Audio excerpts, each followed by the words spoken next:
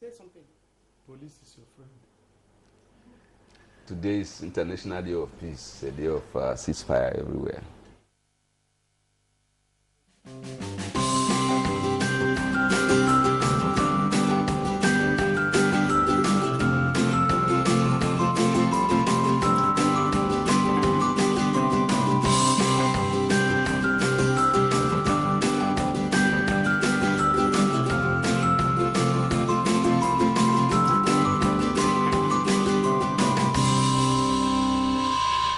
Every human society requires peace as a critical component for survival. It is to underscore the importance of peace that the United Nations devoted September 21st every year to be observed as International Day of Peace. Now, with a view to strengthening the ideals of peace amongst nations and culture. This year's theme, the right to peace, was inspired by the fact that it has been 70 years since the Universal Declaration of Human Rights. That's in December 1948. Now, globally, terrorism, conflicts, as well as agitations around the world, as well as Nigeria, is not exempted. And Nigeria, of course, is not exempted from these challenges. Now, what peace-building roles are required of various groups and institutions that make up the Nigerian society? This is our focus on Nigeria Today. Welcome to the program. My name is Blessing Abu.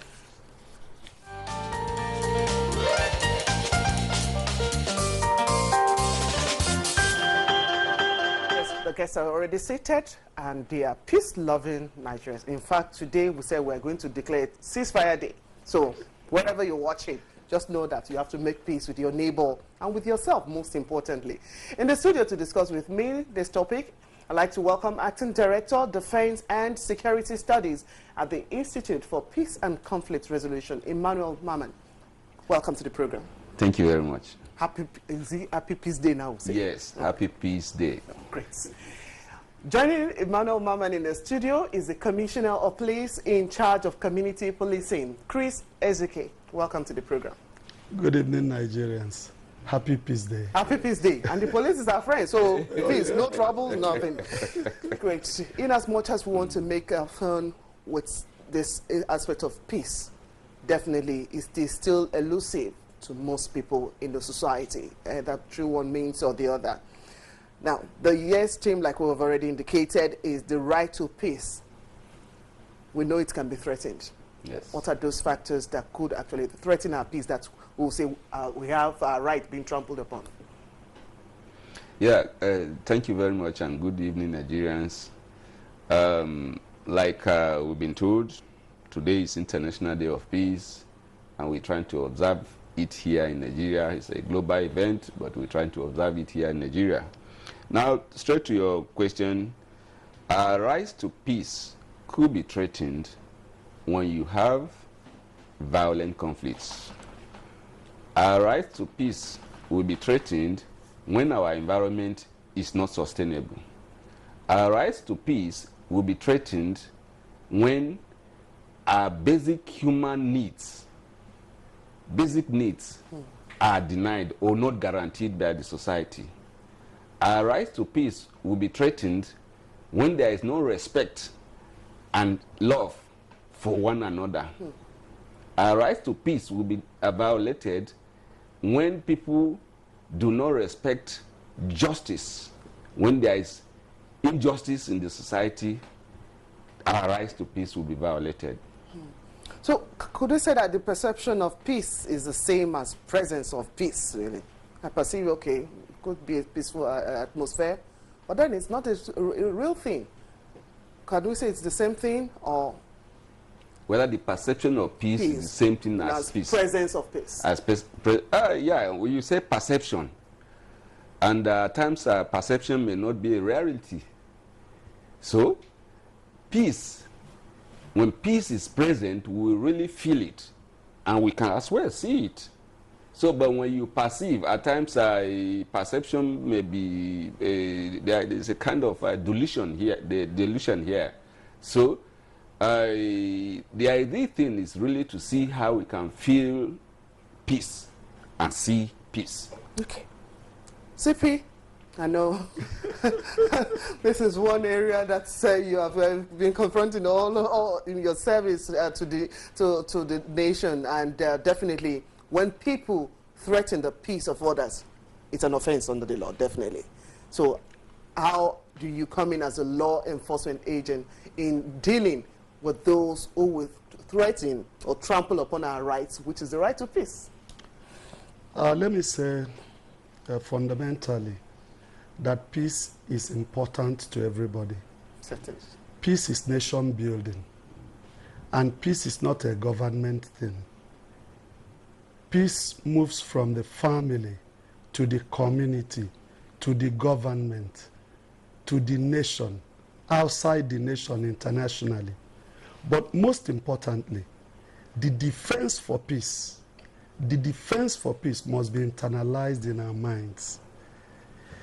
When the United Nations set out to dedicate September 21 as the International Day of Peace, they realized that no matter the political, social, and economic structures available to national governments to build peace, if this peace is not internalized in our intellectual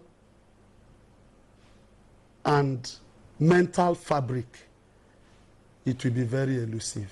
What do we have today in our society? Directly answering your question, when there is no peace, there are conflicts. Conflicts are part of human existence. But what we are talking about is violent conflicts.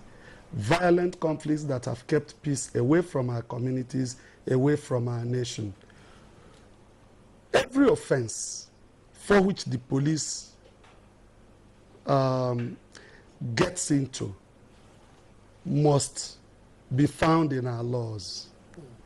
Okay, let me So, in doing our job, the laws as created by Parliament and created by the country is very important. The Criminal Code, the Penal Code, the Constitution of the Federal Republic of Nigeria, and our guiding principle, which is the Police Regulation and the Police Act. People must need to be law-abiding. Apart from criminalizing offenses, there is need for peace building. Peace building is very important, and that is why in the Nigeria police force of today, there is a paradigm shift. Paradigm shift from traditional policing method to community policing. Which is good. You heard that, and we know there are aspects still the public must play to actually ensure that both institutions that are looking out for peace as well as the members of the society actually work together, which is one area. Now, what are those factors? Can we itemize some of those factors that threaten the peace of the individual in the first instance? Because if you are not at peace with yourself, definitely you will be at war with the next person, and it cascades to other aspects of society. Let's take a look at some of those factors. Well, let's start with Emmanuel Mahman. What are those factors that have actually, especially in our society, yes, we've generalized it, coming down to Nigeria, we know there are several of them. Yeah, factors that could threaten the peace of an individual. Well, first and foremost, you are a person, a human person, created divinely by God. And in that creation, if you look at the history or story of creation, you see that the human person is a sacred being, so to say. So, when the person is not respected, he is not seen as a human being, you are not treated as a human being, you of course, you feel threatened. That's number one. Two, like we earlier established, we have basic needs.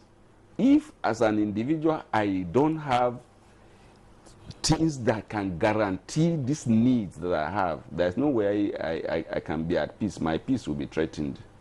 Right, for my existence and survival. Yes, okay. Yes. If we don't have shelter, which we see around us, if we don't have food to eat, if there is issues or cases of extreme poverty, which of course we unfortunately we're driving into in Nigeria, there's no way peace can be guaranteed to me, to my person. So these are basic threats to peace. I also very much think that the presence of violent conflicts have, to a great extent, compromised the peaceful environment of the nation. Conflicts come in various forms. Some are economic, the scramble for scarce resources. Some are political. We've had several political conflicts since our nation started. Some are social. Some are even communal. And when these conflicts erupt, they erupt in various dimensions and threaten the peace. Most fundamentally, the absence of justice, equity, fair play could create a situation that will lead to lack of national peace and even lack of individual peace. All right, CP, I'm glad you raised that because, yes, looking at the Universal Declaration, no doubt, the article looking at right to peace, which is a bigger one. Everyone has the right to life, liberty, and security of person. Yes, now, for the SDG 16, it says peace, justice, and strong institutions, which are those bases that we use to mirror what's right to peace such individuals can actually get. Now, let's drive it further. How have these areas, especially this peace, justice, and strong institution, how have they been able to help us get the kind of peace we want, or even push us further from getting the kind of peace that we desire? Well, we became a nation, so to speak, in 1960. We've experimented with so much. We've achieved so much, but it's still work in progress.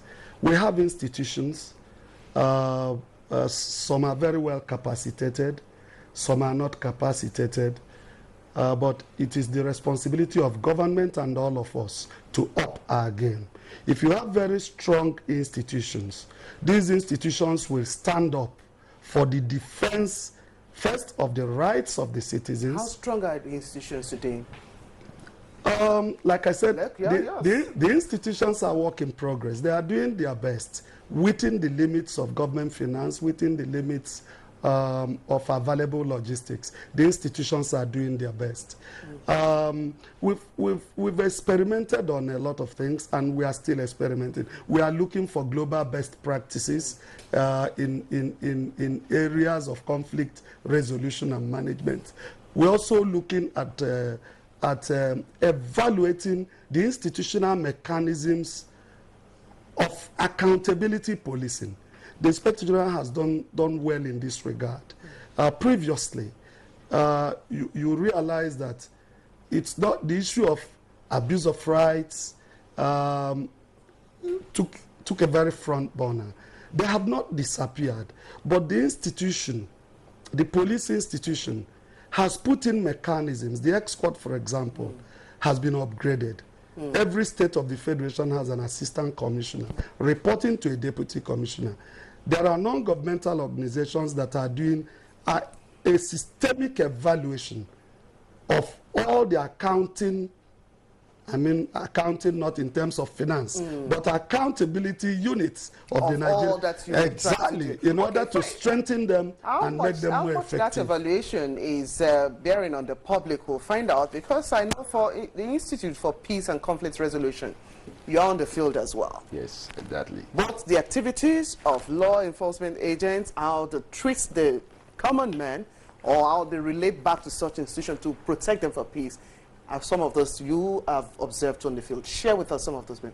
How are some of these areas threatening what you are concerned about as an institute? Obviously, as an institute, we conduct research into causes of violent conflicts, which you are actually just saying now. Why do we have violence? Why are there conflicts all over the place? It is because one person out there is seeing that his rights are denied, or there are certain things that he ought to have that he does not have, or there are contestations for scarce, like the CP said, scarce resources. There is one common thing here. You want it, I want it, and it is not enough to go around at the same time. probably there has to be a compromise along the line. So these are issues that usually give rise to violent conflicts. Now, we are an agency of the federal government, and within the limits of our capacitation, like the CP also just said, we have been on the field trying to see where there are these violent conflicts. We sometimes go there to practically mediate between feuding groups or communities. Also, we call people out, engage them in constructive dialogue.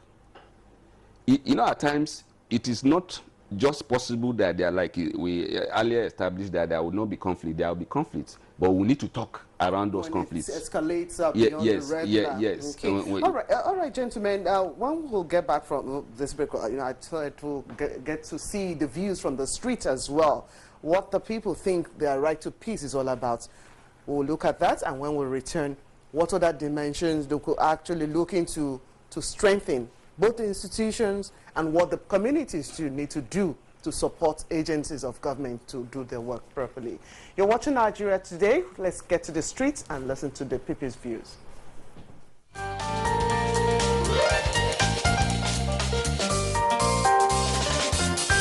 Today is International Day of Peace, as marked by the United Nations.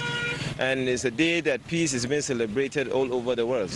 Nigeria is no different, especially when we are faced with so many conflicts and violence in the country as a result of political mismanagement. We believe as youth, as stakeholders in this country, we have a role to play in ensuring that peace has been the order, has taken over the arena. Without peace, even in your home, there's no way that you can survive. Without peace, even in your church, you can't survive. Without peace, even in the mosques, you can't survive. Without peace, even in the market, you can't survive. Without peace, even on the street, you can't survive. Fighting everywhere. But peace has become an instrumental object to everyone in the society. For Nigerians to live in peace, I think we need to put ethnicity and religious sentiment aside, and then do things and cooperate together as one Nigerian and not sentimentally. How to forgive, don't carry anything in mind. Even there's a common saying, forgive each other before the person offend you. That's peace. Don't quarrel, no fighting, no war, oneness.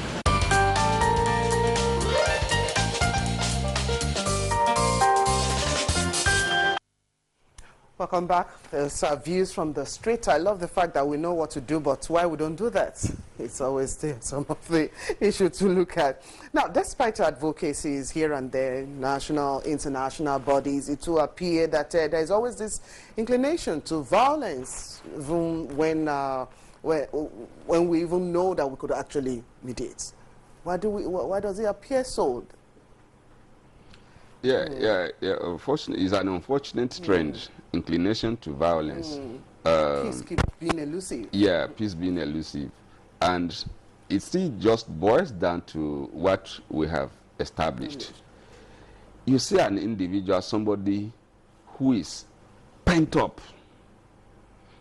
He wants to vent. A lot is carrying so much frustration inside. And he waits for the slightest opportunity. And then when anything is coming around his way, he sees he just vent. And that's why you see some of these crises we see all over the place. Okay. I think we are very judgmental. We are very judgmental as a people. We need to promote positive energy. We need to be tolerant. We need to reduce anger. We need to respect each other's diversity. The nonsense in me, be humble to hear me out. We are people of God, created in various geographical entities, but we come from one stock. There is need for humility. There is need for patience. There is need for respect for one another. And there is need for endless dialogue. What are your greatest concerns as a law enforcement agent when you get into some characters or the situations that will actually threaten your own peace in doing your job? Well, the truth of the matter is that when you get into conflict resolution, you will realize that a lot of people do not know why they are in the conflict in the first instance. So, community leadership is key. When you build bridges, when you design communication models, they have to involve all strata of society. We need to know, first and foremost, that we're all Nigerians.